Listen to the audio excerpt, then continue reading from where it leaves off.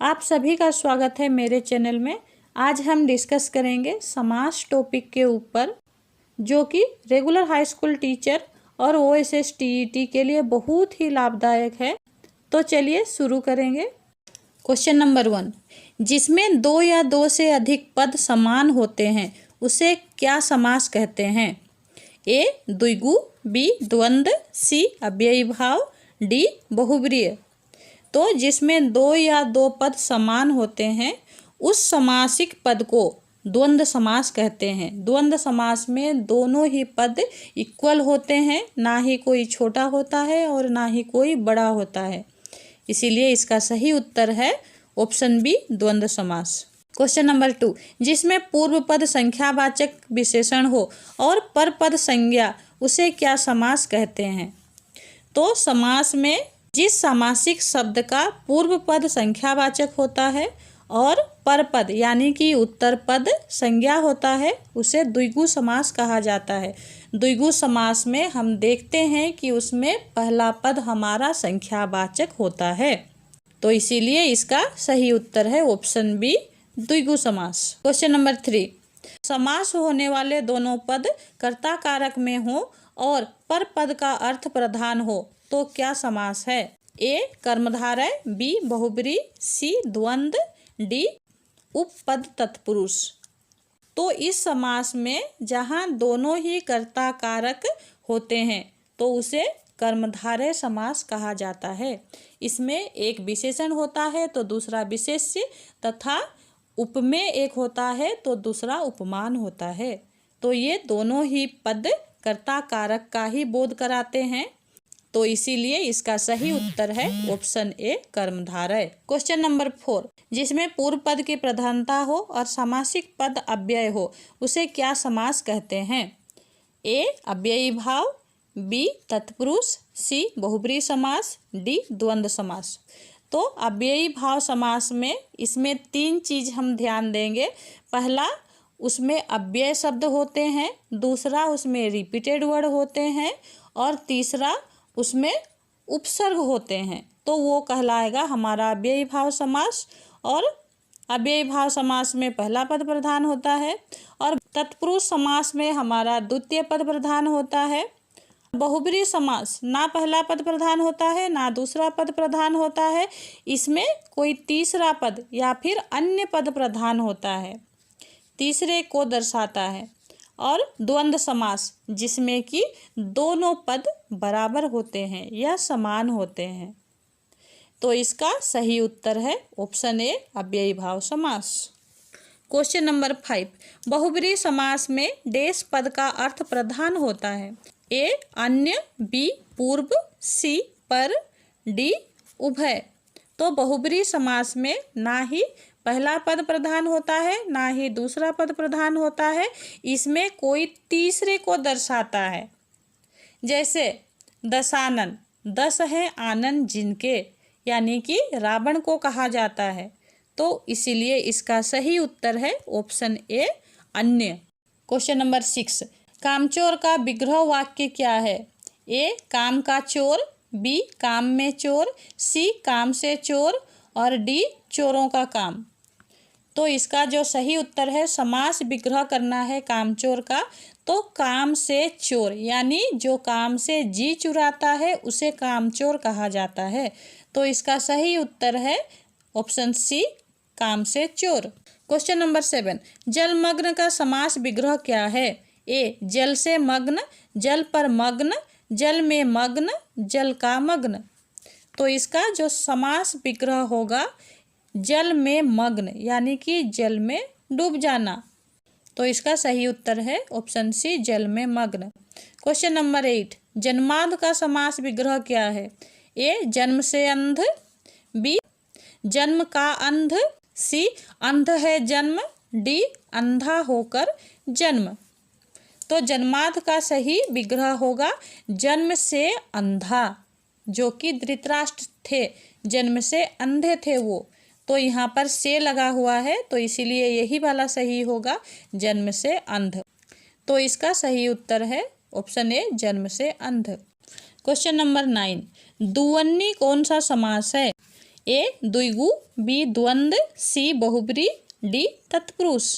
द्विगु यानी पूर्व पद संख्यावाची, द्वंद्व यानी कि दोनों पद समान, बहुब्री यानी ना तो पहला पद प्रधान ना दूसरा पद प्रधान, कोई तीसरा पद प्रधान होता है, और तत्पुरुष समास जिसका दूसरा पद प्रधान होता है। तो इसमें दुअन्नी है, दु हमारा संख्यावाचक शब्द है, तो इसका सही उत्तर है ऑप्शन ए द्विगु समास। क्वेश्चन नंबर 10, भला बुरा कौन सा समास है? ए द्वंद्व समास, बी बहुब्री समास, सी तत्पुरुष समास, डी द्विगु समास। इसमें हमारा पूर्व पद है भला और उत्तर पद या फिर दूसरा पद है बुरा, ये दोनों ही इक्वल हैं, दोनों ही समान है, इसीलिए इसका सही उत्तर होगा द्वंद्व समास। प्रत्यक्ष कौन सा समास है?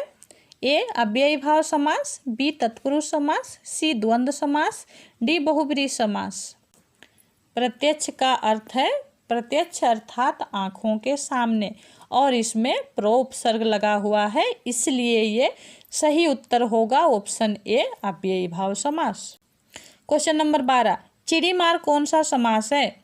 ए संप्रदान तत्पुरुष, बी करण तत्पुरुष, सी कर्म तत्पुरुष, डी कर्ता तत्पुरुष।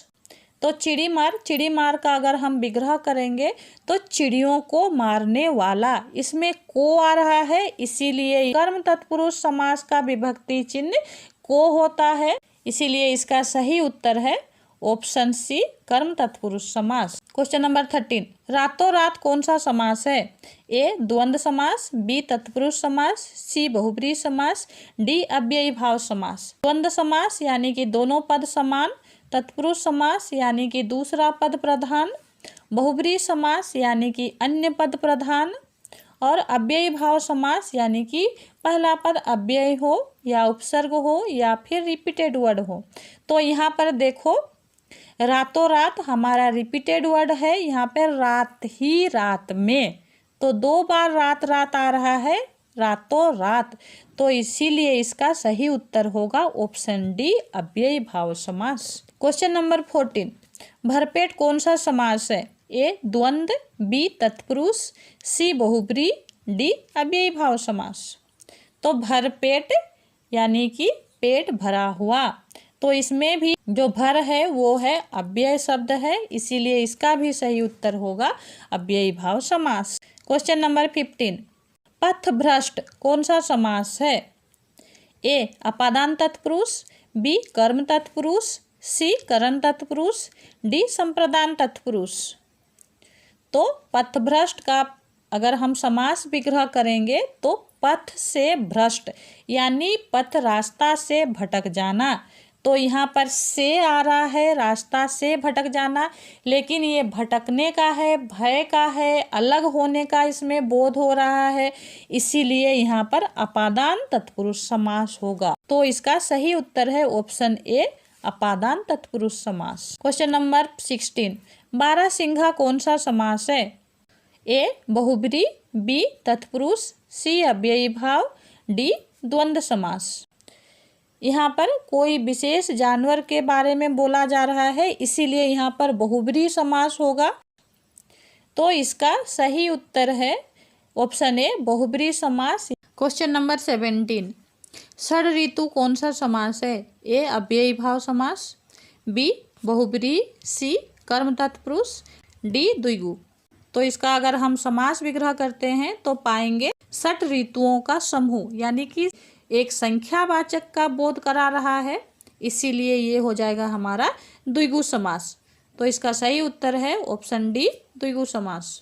क्वेश्चन नंबर 18, सुख दुख कौन सा समास है? ए अव्ययी भाव समास, बी द्विगु, सी द्वंद्व, डी बहुब्री। और अव्ययी भाव समास में हमारा पूर्व पद प्रधान होता है, और द्विगु समास में हमारा पूर्व पद संख्यावाची होता है, और द्वंद्व समास में हमारा दोनों ही पद प्रधान होते हैं, और बहुब्री समास में हमारा अन्य पद प्रधान होता है। तो सुख दुख हमारा दोनों ही पद यहाँ पर समान प्रतीत हो रहे हैं, इसीलिए इसका सही उत्तर होगा ऑप्शन सी द्वंद्व समास। क्वेश्चन नंबर 19, सप्त सिंधु कौन सा समास है? ए कर्म तत्पुरुष, बी अपादान तत्पुरुष, सी द्वंद्व, डी द्विगु।